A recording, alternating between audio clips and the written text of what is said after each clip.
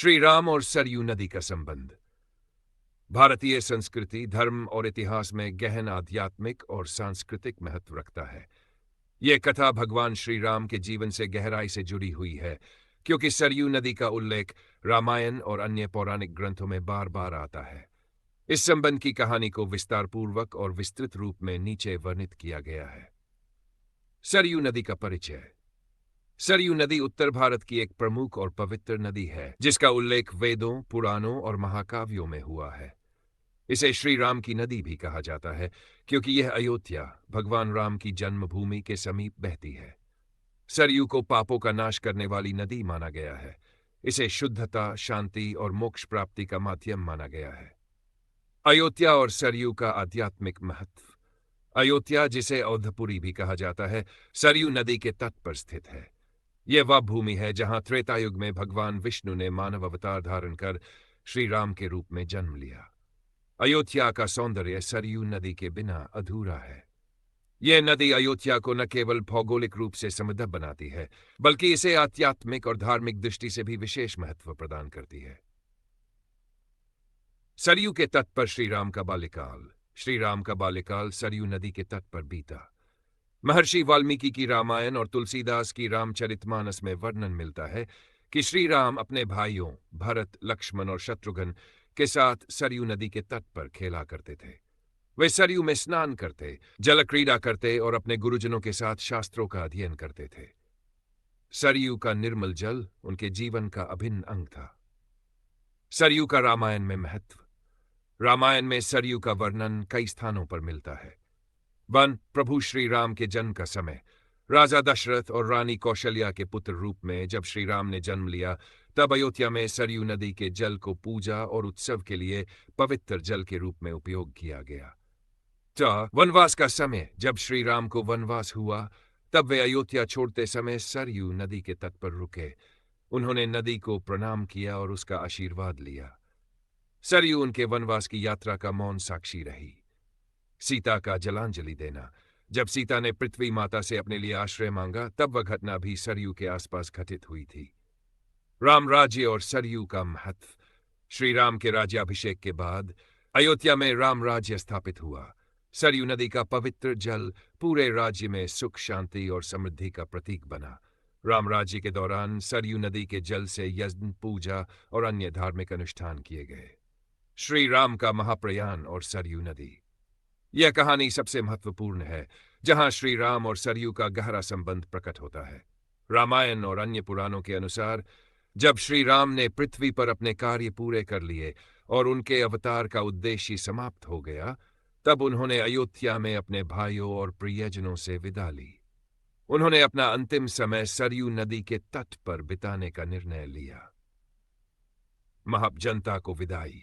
श्री राम ने अयोध्या की जनता को सूचित किया कि उनका पृथ्वी पर समय समाप्त हो चुका है। उन्होंने सभी को धर्म, सत्य और मर्यादा का पालन करने का उपदेश दिया। सरयू के तट पर प्रस्थान। श्री राम अपने भक्तों, परिवार और अनुचरों के साथ सरयू नदी के तट पर पहुंचे। वहां उन्होंने ध्यान लगाया और भगवान विष्णु का ध्यान करते हुए अपनी लीलाओं को समाप्त करने का निर्णय लिया। सरयू में प्रवेश। श्री राम ने अपनी दिव्य लीला का समापन करते हुए सरयू नदी के जल में प्रवेश किया। उनके साथ उनके भाइयों ने भी सरयू में प्रवेश किया। ऐसा कहा जाता है कि सरयू नदी ने उन्हें अपने भीतर समेट लिया और वे साकार रूप में विष्णुधाम चले गए। मोक्ष का मार्ग। सरयू नदी के जल में प्रवेश करते ही श्री राम का देह त्याग हुआ और वे विष्णु लोक में लौट गए। इस घटना को जल समाधि कहा जाता है। सरयू का पवित्र महत्व। श्री राम के महाप्रयाण के बाद सरयू नदी को और भी पवित्र माना जाने लगा। इसे मोक्षदायिनी नदी कहा गया। ऐसा माना जाता है कि जो भी व्यक्ति सरयू में स्नान करता है, वह अपने पापों से मुक्त होकर मोक्ष प्राप्त करता है। सरयू नदी और वर्तमान काल। आज भी सरयू नदी के तट पर श्रद्धालु बड़ी संख्या में एकत्र होते हैं। अयोध्या में राम जन्मभूमि मंदिर के समीप सरयू नदी में स्नान करना एक पवित्र कर्म माना जाता है। रामनवमी और कार्तिक पूर्णिमा जैसे पर्वों पर सरयू के घाटों पर लाखों भक्त एकत्र होते हैं। सारांश। श्री राम और सरयू नदी का समदिव्यता और भक्ति का प्रतीक है। यह कथा हमें यह सिखाती है कि भगवान की लीलाओं में प्रकृति और जीवन का गहरा संबंध होता। सरयू नदी केवल श्री राम की कथाओं का अभिन्न हिस्सा है, बल्कि ये धर्म, संस्कृति और मानवता का भी प्रतीक है। यह कथा हमें मोक्ष, सत्य और जीवन के वास्तविक उद्देश्य का बोध कराती है। श्री राम द्वारा सरयू नदी में समाधि लेने की कथा प्राचीन हिंदू ग्रंथों और पुराणों में वर्णित है। ये कथा उनके जीवन के अंतिम चरण से जुड़ी हुई है, जब उन्होंने अपने सांसारिक जीवन को त्याग कर अपने दिव्य स्वरूप को प्रकट किया। इस कथा का संबंध रामायण के घटनाक्रम, धर्म, मानवता और आदर्शों से जुड़ा हुआ है। इस विस्तार में हम इसे विभिन्न भागों में समझाएंगे। रामायण की संपूर्ण कथा, श्री राम का जीवन। 1. श्री राम का जन्म और बाल्यकाल। श्री राम भगवान विष्णु के 7वें अवतार का जन्म त्रेता युग में अयोध्या के राजा दशरथ और रानी कौशल्या के घर हुआ। वे 4 भाइयों में सबसे बड़े थे। गुरु वशिष्ठ के सान्निध्य में उनका बाल्यकाल शिक्षा और धर्म के आदर्शों में बीता। 2. श्री राम और सीता का विवाह। श्री राम ने जनकपुर में सीता स्वयंवर में शिव धनुष को तोड़कर सीता का हाथ प्राप्त किया। यह विवाह धर्म, प्रेम और आदर्शों का प्रतीक है। वनवास और धर्म पालन। राजा दशरथ ने कैकेयी के वरदान के कारण राम को 40 वर्ष का वनवास दिया। राम, सीता और लक्ष्मण वनवास पर गए। उन्होंने वन में तपस्या करते हुए धर्म का पालन किया और आदर्श जीवन जिया। रावण वध और धर्म स्थापना। रावण द्वारा सीता का हरण और श्री राम द्वारा वानर सेना के साथ लंका पर चढ़ाई, रावण का वध और सीता की पुनः प्राप्ति प्रमुख घटनाएं हैं। रावण वध अधर्म पर धर्म की विजय का प्रतीक है। अयोध्या वापसी और राज्याभिषेक। श्री राम 40 वर्ष बाद अयोध्या लौटे और उनका भव्य राज्याभिषेक हुआ। इस घटना को आज भी दीपावली के रूप में मनाया जाता है। श्री राम की समाधि का कारण और प्राचीन कथा। 1. धरती पर अवतार का उद्देश्य पूर्ण होना। श्री राम का अवतार अधर्म का नाश और धर्म की स्थापना के लिए हुआ था। उन्होंने अपने जीवन में इस उद्देश्य को पूर्ण कर लिया। जब धरती पर उनका कार्य समाप्त हो गया तो उन्होंने लौटने का निश्चय किया। लव कुश और राजधर्म। श्री राम ने अपने पुत्रों लव और कुश को योग्य शासक बनाया। उन्होंने अयोध्या को सुखी और समृद्ध बना दिया। ये उनके राज्य के प्रति कर्तव्य का अंत था। मांसाहारियों की कथा।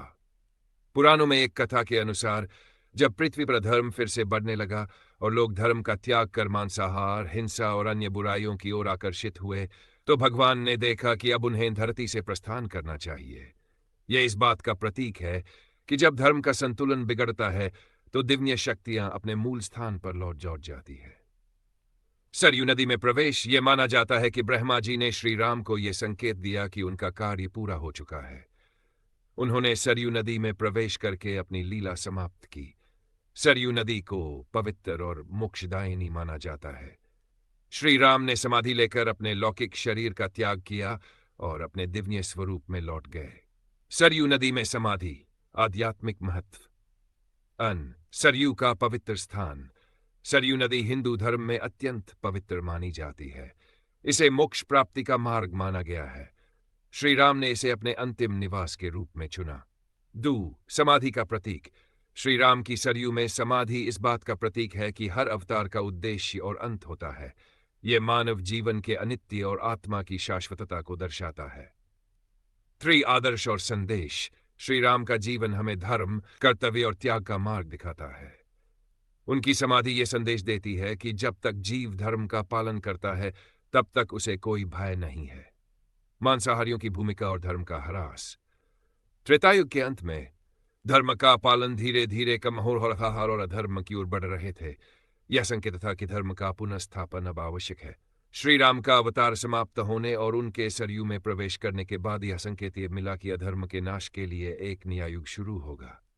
श्री राम का सरयू में समाधि लेना उनके जीवन और उद्देश्य की पूर्णता को दर्शाता है। यह घटना धर्म के प्रति उनकी अटूट निष्ठा और ईश्वर के दिव्य नियमों का पालन करने की शिक्षा देती है। यह कथा हमें सिखाती है कि चाहे परिस्थितियां कैसी भी हों, धर्म और सत्य का पालन ही सर्वोच्च। सरयू नदी का जल पूजा पाठ में महत्वपूर्ण क्यों नहीं माना जाता, इसके पीछे एक गहरी पौराणिक कथा और धार्मिक संदर्भ छिपा हुआ है। यह कहानी श्री राम, सरयू नदी और उनके द्वारा दिए गए वरदान से जुड़ी है। इस विषय पर विस्तार से चर्चा करने के लिए हम सरयू नदी के ऐतिहासिक, धार्मिक और पौराणिक महत्व को भी समझेंगे। सरयू नदी का पौराणिक महत्व। सरयू नदी को त्रेता युग में अत्यंत पवित्र और महत्वपूर्ण माना गया था। ये नदी अयोध्या के पास बहती है और इसे भगवान विष्णु के अवतार श्री राम से सीधा संबंध माना जाता है। इस नदी का उल्लेख वेद, पुराण और महाकाव्यों में मिलता है। ये विष्णु की वैकुंठ धारा भी मानी जाती थी। सरयू और श्री राम का संबंध रामायण के अनुसार श्री राम ने अपने जीवन के अंतिम क्षणों में सरयू नदी में प्रवेश कर स्वयं को विष्णु स्वरूप में विलीन कर लिया था। इसके साथ ही उन्होंने सरयू नदी को एक विशेष वरदान दिया था। इस वरदान ने ही सरयू को अन्य नदियों की तुलना में अलग और विशिष्ट बना दिया। कथा सरयू नदी और श्री राम का वरदान कहते हैं कि श्री राम के अयोध्या लौटने के बाद उनके राज्य में एक समय ऐसा आया जब उन्होंने महसूस किया कि उनका धरती पर रहने का समय समाप्त हो गया है। श्री राम ने सरयू नदी के तट पर ध्यान मग्न होकर अपने देवत्व का स्मरण किया। तभी ब्रह्मा और अन्य देवता उनके पास आए और निवेदन किया कि वह विष्णुलोक वापस लौट जाएं। श्री राम ने सरयू नदी के माध्यम से अपना शरीर त्याग का निश्चय किया। सरयू को उन्होंने वरदान दिया कि जो भी उनके नाम का स्मरण करते हुए इस नदी में स्नान करेगा उसे विष्णुलोक की प्राप्ति होगी। सरयू जल का महत्व कम क्यों हुआ? हालांकि सरयू को विष्णु से वरदान प्राप्त हुआ, लेकिन यह वरदान मोक्ष प्राप्ति तक ही सीमित था। पूजा पाठ और यज्ञ के लिए गंगा का जल सर्वोत्तम माना गया, क्योंकि गंगा का उद्गम भगवान शिव के जटाओं से हुआ था। इसके कारण गंगा का जल विशेष रूप से पवित्र और दिव्य माना गया। सरयू नदी का जल मोक्ष प्रदान करने वाला है, लेकिन पूजा और धार्मिक अनुष्ठानों के लिए आवश्यक पवित्रता गंगा जल में अधिक मानी गई। इसके अतिरिक्त यह भी कहा जाता है कि सरयू के जल का उपयोग केवल आत्मिक शुद्धि के लिए किया गया, न कि सामान्य धार्मिक कर्मकांडों के लिए। सरयू नदी और शराब का संदर्भ। एक मान्यता यह भी है कि त्रेतायुग में कुछ समय के लिए सरयू नदी के किनारे अधर्मी और पापी लोगों ने अपना ठिकाना बना लिया था।